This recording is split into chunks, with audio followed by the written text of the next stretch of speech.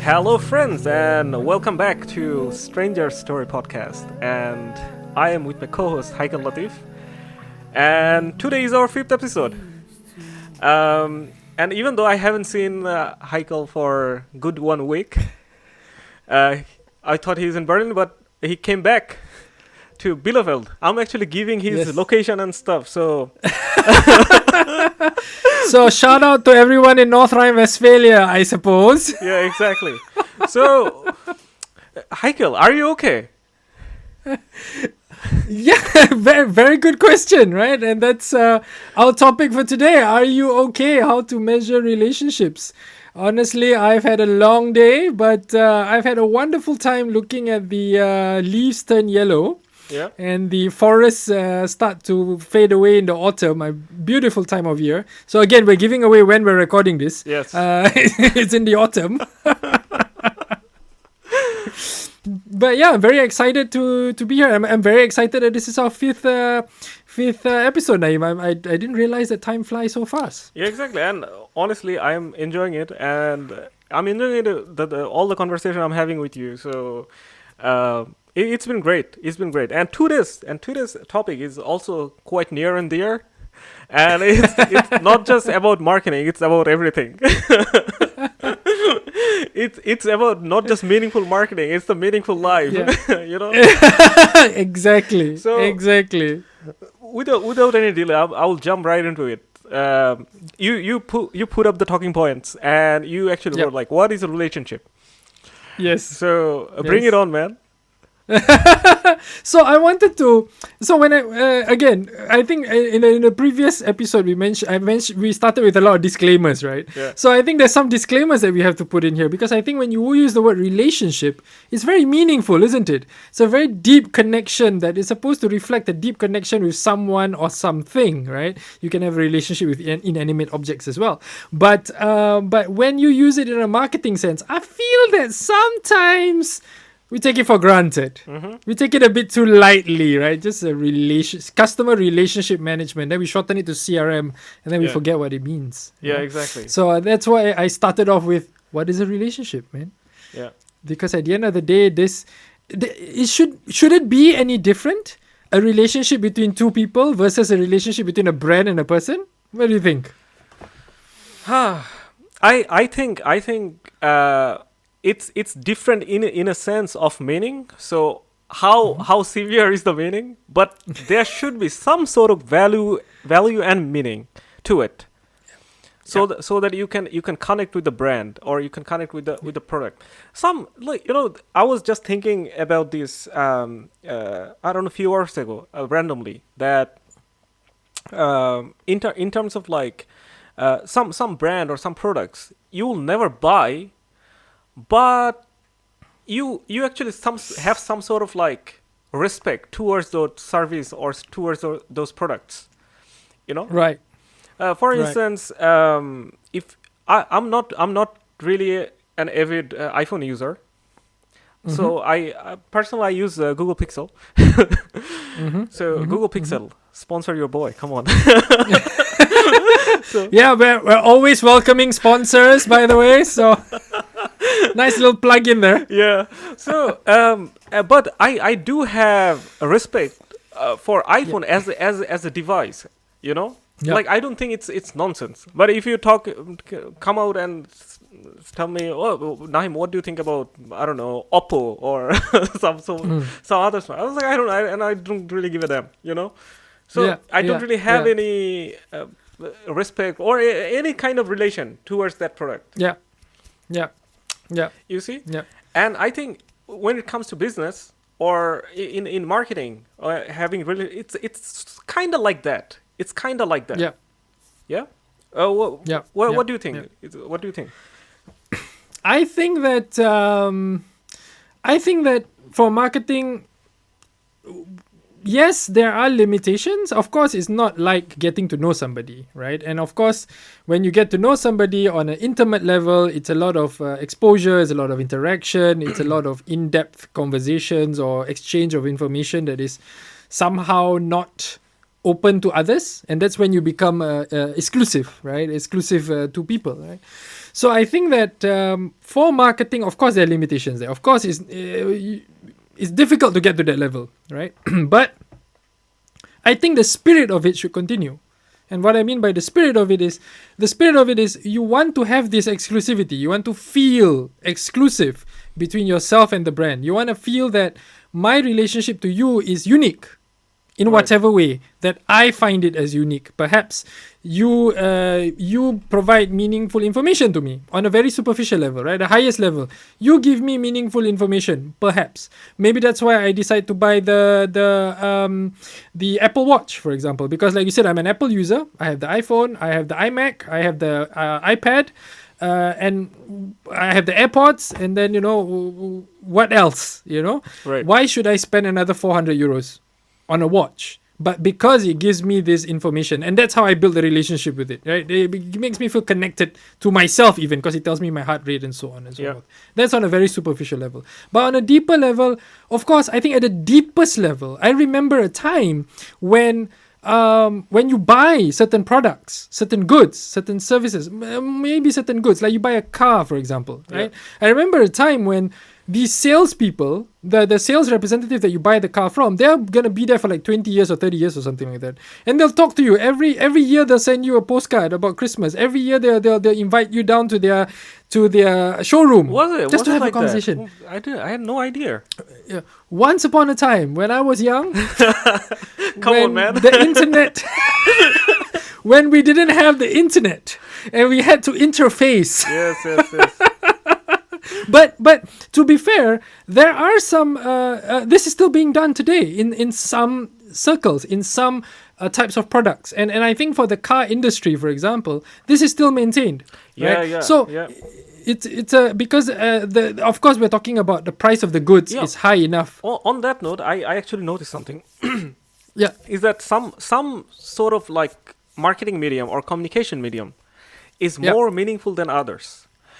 Yes. So, for instance, when I get a letter on my box, it's actually more meaningful than an email in the spam. Correct. Or email in general. But even that is kind of like depends on which region you are in. Because if I'm getting a letter here in Germany, I don't really care. Because you can relate to it, because the amount of letters we get in Germany. It's quite overwhelming, and it's just too much spam. So it doesn't feel that special. But I can tell in terms of like Bangladesh, we don't really get letters at all. Okay. So and it's not like every house has a letterbox and then you actually put the letter. It's rare. Unless you are in a very residential area, which is like high class society, they probably have it for decoration. So a postman will have to come and knock on my door and give me the letter. Right. And that is like some next level communication. I was like, that is so meaningful to me. Right. But sorry, I just cut you off. Just to you deliver that it really like the medium and the message really it means a lot, but there is a lot of externalities that kind of like affects the value and effectability. I'm not even sure. Is effectability is a word? we can Google that quickly just to confirm. But I think you're absolutely right. I mean, you receive a letter, right, and you feel a certain connection, as opposed to receiving an email with your name on it generically, right? And this is a struggle for CRM, because with technology, of course, we can do it. We can automate it. We can do it faster, online, digitally, right? But if you receive a letter, like I received this once as well. Once I received a letter from, I think, a hotel chain or something like this, right? Where I have the rewards card or something like this. And they sent me a letter at the end of the year to say, thank you for being a member. And they included a notebook. And in that notebook, it has their name on it, and it says it has a like an inspirational quote or something like that, right? I think I forget what it was, but it was an inspiration, and that made me feel so happy. I felt so like, wow. Right. And the next year, I thought, okay, whenever I look for a hotel to travel for work or whatever, I'm going to go to this chain. Right. Not because they were cheaper or anything, because I feel like you care. You care about me, right? Yeah. And that's fundamentally what the relationship is about. Perfect, I yeah. want to feel like you care about me. Yeah. That I'm not just a number to you. I'm not just another person in a newsletter or a mailing list, right? Because that's what you're telling me when you say I want a relationship with you, Yeah. because we have customer relationship management. That would be my expectation, that all right, let's have a relationship then. Yeah. But it's oftentimes it becomes very simplified to just say, for example, like you said, like an email and a newsletter once a week, and then they just change the name, and then they expect that there's the same amount of meaning there. Yeah. Right? It doesn't beat like a phone call. I mean, imagine just a letter and you feel different about it. You remember this story. Yeah. But imagine if there was a phone call. I think for myself I receive a SMS from a watch. I bought a watch for a friend. Yeah. And I mistakenly gave my phone number and so on. And this watch dealer keeps calling me every 6 months just to ask me how I'm doing. Yeah. And I'm like, look, man, I bought the watch I don't even buy it for myself, but thank you for the effort. But the effort makes me feel like you care. And maybe someday, maybe when we get enough sponsors, obviously, Yeah. we can go to this watch shop and maybe buy a watch for ourselves, right? Yeah. But we would know where to go. We wouldn't go to somewhere new. We would go to this guy because, he's just keeping in touch. He's talking to you and so on. And I think that this idea of CRM has become very simplified, as I said before, and has expanded to many different industries that I would not expect. For Yeah. example, insurance. Yeah. Right, insurance and financial services. Right, Yeah. these days even bank kiosk or bank banking is all online already. So they've decided to replace everything and automate everything, and therefore we don't have a connection anymore to the banker or to the insurance. Not like it was before. Right. Yes. I'm not saying that we should go back to the good old days. Yeah. But I still think that we are not there yet where we have found a balance between. Yeah, I think another thing would be the industry we're talking about, and the implementing CRM, doing automation and stuff.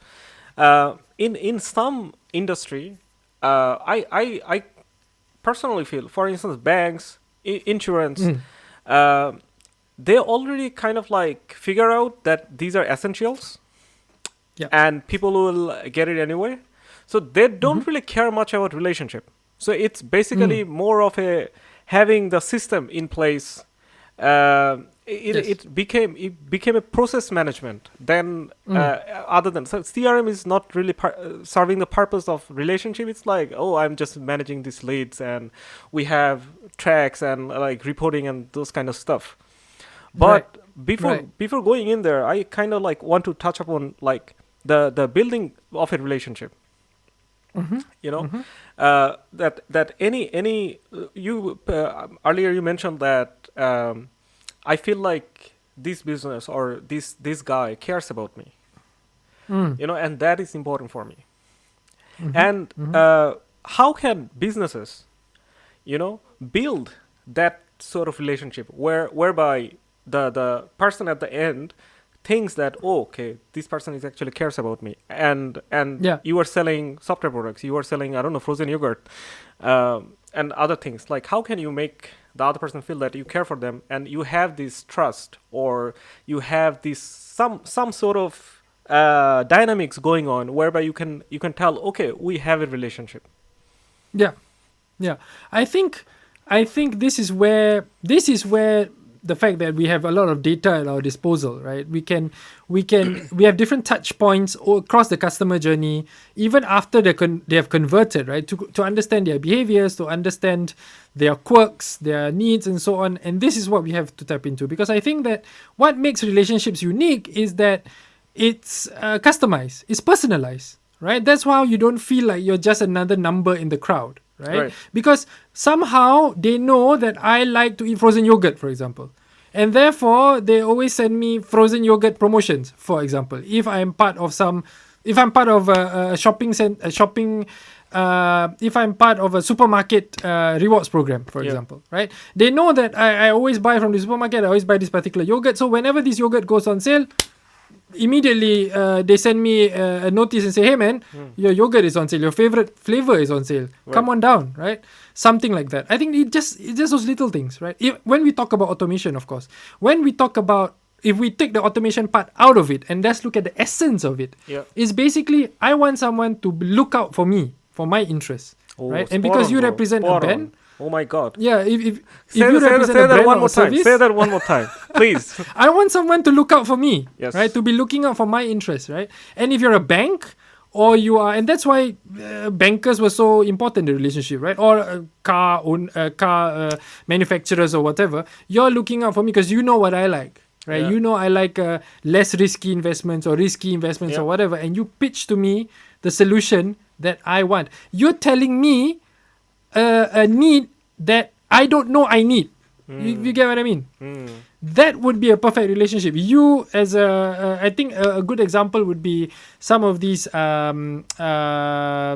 credit services, like American Express or Barclays or something, right? Where they have this, they talk about concierge service, personalization, and so on. I think for me, the expectation of a good service would be, you tell me, for example, that, hi man, it's December, and you always buy plane tickets in December. Have you, we found these deals for you. Yeah. If you're interested, right? Because we know that you always buy from us every December. You always use our card to buy plane tickets, for example, something like that. Exactly. Or you always travel to a particular destination all the time. So, hey man, there's a sale on this. And that's even maybe example. I've not decided to go on this trip, I now decide to go on it, right? So that's what I mean by, you identify the need before I know I need it. Oh, that would be a brilliant relationship, wouldn't it? But that requires a lot of effort. Right? Yeah. It's actually going out of your way. It's like, oh my God, we should do it personally too. I am in need of friends. So what I have to do is going out of my way to give information or do something for someone whereby they can benefit from it, and they wouldn't even know it, or they had no idea that they could do it. That's like some next level stuff. Yeah, I mean, I think some companies have tried to do this, right? On a passive level. I mean, when I gave the example of American Express, for example, is a bit more active, right? Because they know my data and so on, and they are contacting me and telling me about deals explicitly. But if you think about Tinder, for example, the whole concept of Tinder, why was it at one point super popular, right? Because you're feeding me the responses that I want to see, right? Based on my swiping left or right. Can you elaborate more on that? Like, how can I used dating app, but I never used Tinder. So how does that give the feedback? So I think that Tinder gives a very passive relationship exercise. Meaning, because when you are using Tinder, right, the basic functionality is swipe left for no, swipe right for yes.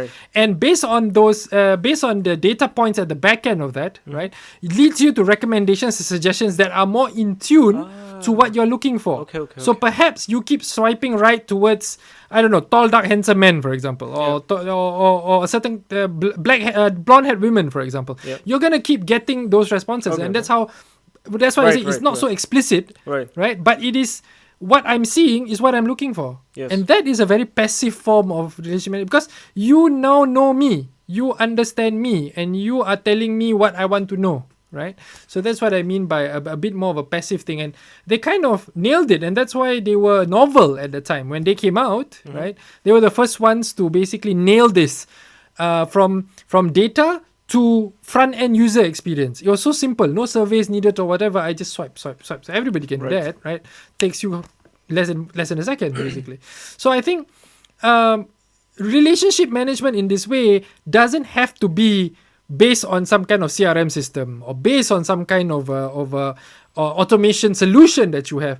And then it goes back to your objectives, right? What are we trying to do this for? What is the point of this relationship, basically? And then how we actually do that relationship, how we actually execute that, right? In understanding and in actually forging or forming the relationship, as you said, that can differ according to the technology that we have, according to the industry that we're in, according to all these other factors, right? But it boils down to, what's the point? Why do you want to have a relationship with your customer? Because not everybody does it, right? Like you said, frozen yogurt is not going to start sending me, notifications that the yogurt is on sale, right? Or milk, for example. If you buy a carton of milk, nobody cares about that, right? Right. But at the end of the day, some products has a case for a relationship, and the question then is, why should we do it? Why should we care, right? What's the point, basically? And that's a fundamental question we have to answer before we actually go about trying to get a relationship. I suppose it's like having real relationships, right? What was the point? Where is this going, man? Yeah. Are we getting married? Is it just dating? What's going on? Yeah, I think also in terms of when we talk about relationship management, like what are you actually managing? So in most of the CRM, in any interface, what we see lead management system. We see how you actually categorize the funnel, marketing funnel or sales funnel, whatever you want to call it, and then you categorize those contexts accordingly. And it also gives you some sort of, like, let's say, efficiency where you are working within the team. Who are you working with? What are the touch points? What you have already talked about? Those kind of stuff, and it just makes it easier, right? If all these tools weren't there, you just had to do it manually. For instance, both of us are dealing with same company, and Haikel, you talked with one of the product manager or one of the VP, vice president, that they wanted some help with their content marketing or with their workflow automation, and then he shared some sort of like struggle they are having, and what they can do, right? And you went on a holiday, and I came in, and I have no idea what you talked about, and I can't really access your emails and stuff, right? But with CRM, it's up there. You don't have to look for it. Yeah, it just made it a lot easier. Yeah, but a CRM itself cannot make the lead to like you, to have your service for you, right? Yes. For that, you actually take this data, and then you make it a part of your marketing strategy. Yes. Right? Yes. You talked about the struggle or the problem they are facing, right? And then you actually go up there and talk about the problem and have the solution that you have, and why this solution that you have is unique compared to the alternatives, compared to your competitors, and what they can gain out of it. Yes, exactly. Right? Exactly. And at the same time, this person won't be convinced. Can happen that they might not buy your product, but then that actually allows you to this is another relationship part. That actually allows you, like, why, what is missing in your product. Yes. So feedback. Yes. Getting the feedback and putting it into your CRM system, the system you have, and what that will allow. So this is where technology is so awesome, and that will allow any person who actually has similar interest and similar problem, they will put this category into one, and you know how to retarget them. Yes, correct. Right. I think this is especially true for B2B. Yeah, I think you nailed it right there. Right, this is especially true for B2B. I think there are 2 points that I think are very, very relevant for B2B. Right. First of all, sometimes B2B, you have all these CRM systems, right, and that is meant for the client to feel that they are talking to. They don't have to repeat themselves, right? They don't have to keep telling you what they want or what they need, because Haikel went on holiday and Nahim is now here, so I now have to repeat myself again, and that is ruining the experience. Exactly. First of all, right? But second of all, there is a need for the service provider to understand what you need. And for B2B, this is perfect because there's some customization that can go in there, right? There's some enterprise solutions where you can make customizations according to what your business actually needs. And this is when I, as a client, need you as a service provider to understand what I want and what I need, right? Right. And this is the problem. This is part of the challenge, right? The challenge is we should not be forcing, or we should not push the lead down the funnel so quickly that we're not answering their questions, because we're so obsessed with the probability of conversion, right? Yes. So, oh no, it's been 30 days. We need to convert this guy. We need to convert this. So you either overpromise and underdeliver, Yes. which is one solution, or two, your delivery or the product that they sign up for at the end of the day is not matching what they need at all, because you're not paying attention. You're just thinking about, I need to close this. I need to close this because this is already in the sales funnel, and we already calculated that it's going to be worth, I don't know, $1 million. Yeah, Exactly. So that's one thing. And number two, I think you mentioned feedback, and this is of course to close the loop, right? Because especially for B2B solutions, they are normally very expensive, right? Because it depends on the industry, of course, but normally they cost more than what a normal person would pay for a solution. Let's just go with that as an assumption. And if I didn't get it right the first time, me as a service provider didn't get it right the first time, but now that you tell me what's wrong, I fix it for you. No worries.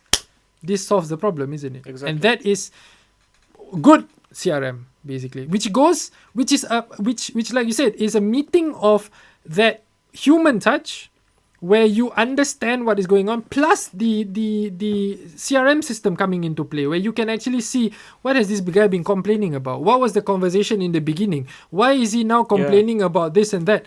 It's also a way for the service provider to protect themselves, of course, right? Like, for example, you've already agreed on items 1 to 10. I deliver for you, and then now you say, no, I want item 11, and you know, and to protect your own reputation, you say, no, I've delivered 1 to 10. Now that you want 11, that's a separate conversation. Of course, you should make the conversation easy, but nevertheless, you know, managing expectations is part of relationship management, right? And managing expectations involves understanding each other, understanding the product, right? Understanding each other, understanding the product, and making sure that you don't overpromise and under-deliver, because that really ruins the experience for everybody concerned. That's actually happens because of the information gap, you know?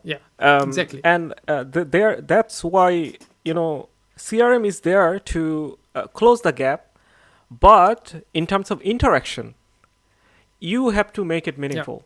We human have to make it meaningful, right? Correct. So once you see on your system that, okay, where is this person on our customer journey? Yes. Then you can actually initiate with your offer, or with what he needs, or that he might not know, or how this person or this client can benefit. Exactly. Right. Exactly. And I think that's for that CRM is of course effective. But another challenge actually with CRM systems is when multiple people are doing this sales or any sort of marketing activities. Lack of transparency can be a problem. Yeah. You know, CRM is actually for transparency among the team. Yes. But often when there is a new system in place, some people are reluctant to put the information and interest points. That's one thing. And another thing is actually a lot of organization, the way they operate, you know, there is a competition within themselves. Yeah. So they don't want other person to know the information. Yes. And of course. and that is actually hurting your company. And that's like you said at the beginning, like the objective that you have, marketing objective, the business objective you have in place, just for your personal gain. That Haikel actually bought this amount of client. you know. Mm-hmm. That's and Haikel actually closed, Mm. yeah, this amount of client. So just for your personal gain, you're actually hurting the business. And Yeah. another problem is when you are building this marketing funnel, sales funnel, you are actually tagging with this so-called MQL, SQL, right? Yes. Not understanding when you were actually tagging with MQL and Yeah. SQL, uh, Yeah. you didn't. It's not universal that you didn't actually agree Yeah. upon at what point you actually convert this lead as MQL or SQL or whatever. Yeah. And then Yeah. at Yeah. down the Yeah. line, when this person actually you tagged as SQL, and then you go up and like talk to them, I was like, oh no, that's not the right product. We're not really interested. We're just Right. saying, we're just figuring out the options, and the amount of time you spend, that just Exactly. waste. Exactly.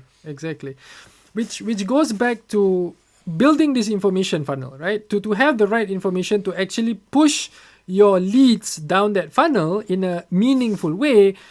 If you take a step back, you need to, one, of course, listen and know what your client is talking about, or understand what is their problem. But number two, more importantly, you need to ask the right questions. You need to problem pose. By that meaning, you are asking them the right questions to get their imagination stimulated. Because let's not forget, the client is not the expert. When they are coming for an enterprise solution, they have a problem that they're trying to solve with a solution. But the solution is not their expertise. Their expertise is something else, Yes. right? So they need you to give them the right answer. Yes. But in order for them to come up with the right articulation of their problem, you need to stimulate their imagination. You need to ask the right questions. You need to pose the problem, right? Maybe give them a hypothetical situation and understand how do they behave as an organization, or how is the decision making done, etc., etc. It's not just about telling them what's on the brochure, Yeah. right? That is I think one problem that That's the problem with CRM, because it's so easy to automate. Then it's like someone just filled out a form, and automatically there is a nice email with a quotes and the brochure and information. Exactly. So I can read the brochure, of course. I can read the information on your website. Fine. But what I want from you, me as a client, is I want you to tell me what the solution is, what's the best solution. And that's how I test your knowledge of this whole situation, because your product is an output of your knowledge, is it not? Right? Yeah. You're very knowledgeable about it, and you've automated this, and therefore you've come up with an enterprise solution. Great. But if you can't answer half my questions, how is your product going to work for me? Because you don't seem to know what you're doing. Yeah. So how would your product know what you're doing? You know what I mean? So that is also a relationship being built at a very early level. And that's trust being built, right? So if I can trust you and I understand that, what you can do for me and so on, and this is beyond the sales tacticals, of course, right? Yep. That is also another level of reward, basically, right? So we build this trust, and then you give me a discount of so and so percent or whatever. That's the icing on the cake. That's not the cake itself, right? The cake is the relationship that we've built. Exactly. I think even when you sort of like close the funnel, the reach out afterwards, like how they're doing, or the review, basically, right? Yes, I think exactly. particularly in B2B, review is so important because it is just so tough to make an story or like application out of the blue and make a case study and just promote it. Yes. It's actually very tough in B2B, honestly. So Very whenever you can land a client, please make sure you actually have a very personalized, customized relationship, so that this person actually feel very exclusive, and this person is happy to be part of your marketing initiatives, right? Yes. Because you care for this person, you care for this client so much, and they actually understand it. Yes. But this human level sort of affection and empathy towards the client, it doesn't really exist anymore. Very few company who actually does it. Like if there is you close the deal, then you forget about it. Exactly. This even if it's not like I don't know, subscribed business or subscribe economy, you just say, okay, it's done, I don't care, let's move on to the next lead. How can we get the next one? But in order to get the next one, you need this person. Correct. You need this person. So that's something I see missing in most of the organization. I think that's a very good point. I think that a good output for a very successful relationship and a very successful, especially from a B2B perspective, is referrals. Yeah. Right. To get referrals from your existing clients, right, that refer someone else to you in their industry or in their circle or whatever, and that's how I think this word of mouth transmission is still gold. Yeah. At the end of the day, and in order to get somebody to talk about you in a good way, to the extent that they recommend your product or your service, it's either your product or service is top notch, first of all, right? Meeting expectations, second of all. But third of all, they feel that there is a connection here. I want more people to use this product because it's so good, because the service is good, everything is fantastic. Yeah. You score top marks for everything, right? And that's a referrals, I think, are referrals without incentive. You know, not that you give me 50% off because I refer somebody. That's a different story altogether, because that's a sales tactical coming in there. I don't know how genuine and authentic I feel towards that. Yeah, exactly. You know, right? So, but if somebody out of their own, the kindness of their own heart, recognize the value of your relationship, and then passes it on to the next guy, refers to the next guy, and so on, that is, I think, very genuine. And that is a very good reflection of how good you're doing. How good is your relationship building? Is it you're asking the right questions? Are you coming up with the right solutions? Are you taking in feedback? Because there's a lot of enterprise solutions that they take in the feedback. Sure, you can give them whatever feedback they want, and they say, whatever you have is whatever you have. There's nothing I can do to help you, right? So this is, of course, frustrating for the client. Yeah, it's because then what's the point of view? It's not really a relation if you're not listening. Exactly, we both married, we know. So please, it's not. Oh, that's a deep point. Deep point. Yeah, you have to. There's no CRM system for that, I think. Yeah. that's. Oh, okay. I'm not going there anymore. So. Shout out to any entrepreneurs out there coming up. Yeah. Please give us a call. Yeah. Stranger stories. Yes, exactly. So listening to the complaint, or listening to what your customer or the community around it talking about. Yeah. And then you actually take initiative based on that. Yeah. Yeah. And that's how they actually find, like, going back to Heikel's point, how you make people like, this person actually cares for me. Yes. Right? Correct. And exactly. Sometimes, and this can be frustrating, sometimes you will listen to your customer and you will take the initiative, but there won't be any response, because, you know, like I said, there is a difference between a personal relationship and when you are having a business relationship. It's there are dynamics which works both for them, but the response is not similar. Right. So I forgot who actually came up with it. It's called like mere exposure effect. So the more you actually appear in front of someone, the more likely they will like you. They'll remember you. You know. So it's particularly, I really think it's particularly true for business perspective.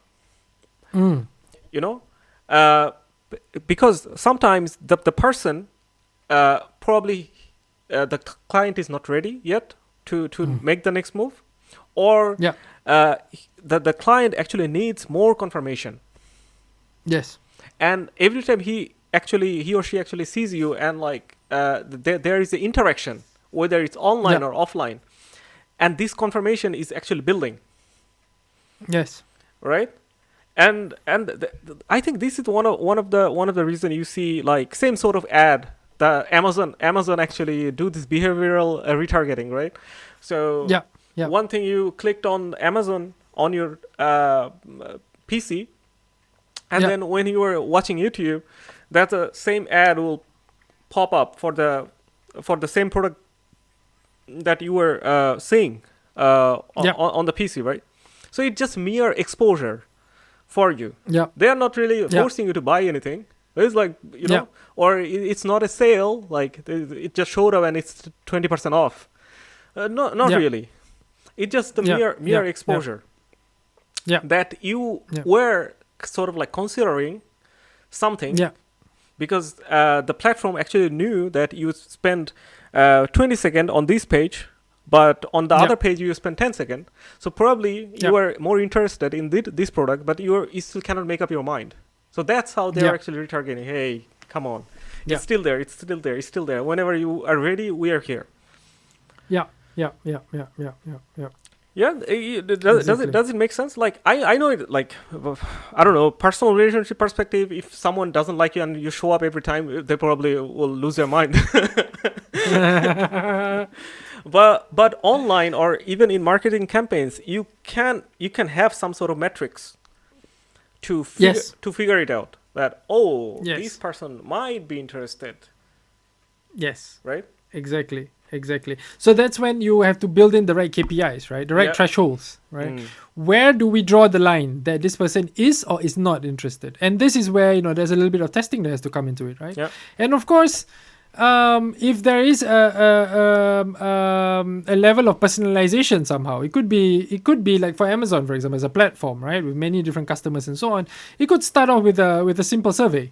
What are your interests, right? I mean, we do this all the time, right? When we sign up for certain rewards programs or any kind of loyalty program, it's not uncommon that we get these questionnaires where we fill in our interests and so on and so forth. So that the assumption being, I'm going to get fed the right information now, things that I'm interested in, right? And for like platforms like Amazon, it's easy and simple, right? Because you can throw so many impressions at the click of a button, right? So quickly to you, right?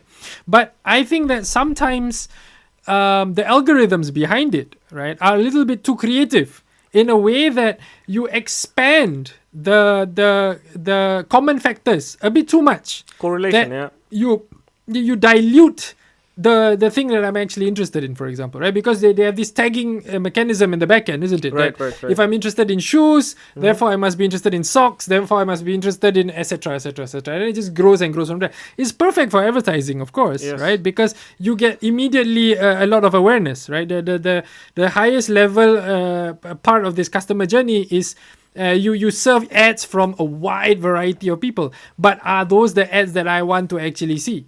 Right. So maybe sometimes there is a little bit too much of this stretching. I think the stretch factor is a bit too much, and this is when I think the B2B point comes in here. Feedback comes in. Right? Feedback is very important, but where do we draw the line that this is feedback, or he just skipped it because he doesn't like it, or and so on and so forth. And I think this is.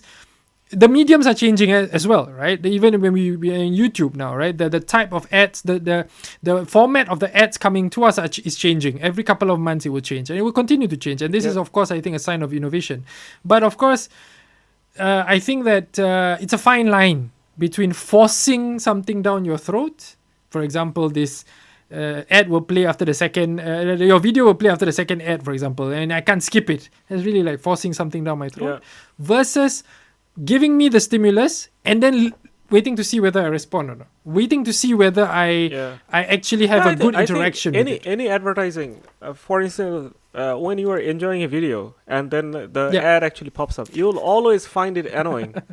Always, no matter what. So I don't think it's an effective way of selling your product in any way, shape, or form. I might be wrong because I have my own personality, and some people might like it. Some people might look at this. Oh my God, text fix. We can now do everything online. And this guy is like talking about how he doesn't know English, and I can relate to this. And then you go and open a text fix account. This can happen. But often, and I think majority of the case is like, I'm not interested and I'm annoyed. Yeah. And I think the Yeah. smart way of doing it is when the content creator himself or herself talking about the product, Yeah. Exactly. right? Exactly. Yeah. So rather than Yeah. targeting the platform, you go to the content creators that your ideal customer profile will most likely watch. And Mm. actually, rather than putting thousands of dollars on Google ad, pay them. Yeah. And Yeah. and that actually kind of like more genuine approach. Tell them to make a review about it. That's what I think most of the tech people are doing. But we can actually do it with B2B products, consumer goods, those kind of stuff. Like you can pay someone to have a review without having any bias. And like most of the content creators, they actually come up and say, "Oh, it's actually a sponsored video." Yeah. Yeah. Yeah. Right? Yeah. Yeah. Yeah. Exactly. Exactly. I think. But at least then you have my attention. Yes. Sure.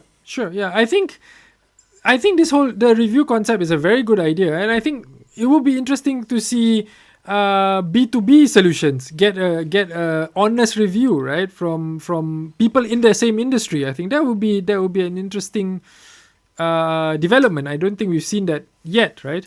But in B2C, for example, this whole review thing has become a bit muddled, right? Because of people buying reviews, and the reviews not being very honest. And That's I think the most of the backlash we have on Amazon, or exactly, like you can it undercuts the whole review idea, right? Yeah. I want a review because I want it to be honest, so that I get a impression of what it is. But if you're already buying the review, then what's the point? It's another ad, isn't it? And that affects, and well, as with any relationship, how do you start a relationship when there's no trust? Because relationships are based on trust, right? Yeah. So if I don't trust your reviews, then how do I trust you, basically, right? Exactly. So unfortunately, that is a Pandora's box that many different people opened, and then it's kind of hard to put the monster back into the closet, isn't it? But that doesn't mean that the whole concept of reviews is dead, I think, right? Especially when it comes for relationship management, because I could have a relationship with a reviewer. I could have a relationship with the company through the reviewer because of this reviewer. I get it now. I understand, right? And instead of especially for B2C, right? Millions are being spent on influencers to review products, right? Yeah. But are those the right people to actually review these products? Exactly. Right? Should they be, Exactly. people with knowledge and so on? And I think you really have to be smart about it. For instance, one thing I know, like the most of the, let's say, content creator I see online, if I am a continuously watching their content, I sort of have an idea of their personality, or someone who's if I can trust this person, right? Or I don't really go for the number, let's say. But a lot of company, what they do, because some at the moment on algorithm on TikTok or on YouTube, the most of the things that it has the highest number of following and followers, it's just actually stuff that doesn't really have any meaning. So it's mostly entertainment purpose, or someone did something out of the blue, which is like really ridiculous, and people are watching it. It's like, oh, let's eat some pot, and because they're creating content but what companies does, they actually see the amount of exposure it will have, and the reach that it has. So they actually go out there to these content creators, but nobody in the right sense will buy anything these people will say. So finding out the when you are doing these affiliate marketing programs, or doing this influencer marketing program, like you actually have to figure out like who are the followers of this person and why they are following them. Yes. Exactly. The why is very important, right? The who and the why is very important because there is a resonance there. For some reason, somehow this person is resonating with a particular audience, and if you want to tap into that audience, you also need to resonate somehow, right? Yep. Either you get this content creator on your side, or you speak the same language, or say the same things, right? And that is, I think, again, this question of meaning, right? This question of asking the similar questions of the audience, and then you can expect a similar sort of stimulus because you have seen it from a content creator, for example. Yeah, right? and another thing is whenever something is very easy in the market, then most likely it becomes saturated, and most likely it becomes unauthentic. Yes. Because it's very easy to create. Yes. So one of the example is, for instance, at the Amazon reviews. It's very easy to give, like someone can just type something, oh, it's like 5-star or 3-star or whatever. But at the same time, I also look at the video ones that someone is like use the Blender and then they actually made a video like how it actually works.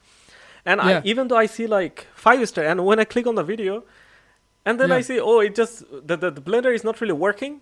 So the things he actually put, if it's a bit hard or if it's not really working. Yeah. You know. So but in the video you have to make more effort. Yeah. Right. Yeah. So I think in that case, when something you make something more difficult, yes, the more likely you will get something authentic. Yes. Because the amount of effort it takes to make it. And I think that's why, going back to your referrals in B2B. Yeah. Just because it's very difficult. Yeah.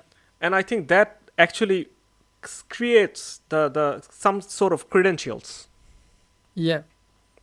Sure. Yeah. That builds your reputation, basically. If you can, again, you solve the customer's problem. You figure out what's his problem, you solve it, and you take one step further even. You can predict what is going to be his next problem. Yeah. Because you understand this thing so well, you understand, you actually ask the right questions. You know that, all right, after this, he's going to have this problem. So I'm going to give him the solution now before that time comes in 6 months' time. And he's going to thank me later on. He's going to turn around and go, that's fantastic. You know, you've done it, basically, right? And I refer you now. Because everyone who I know who has the same problem, I just say, talk to this guy. He knows that stuff, right? Right. I think if we de-technify this a little bit, right? I have an anecdote maybe.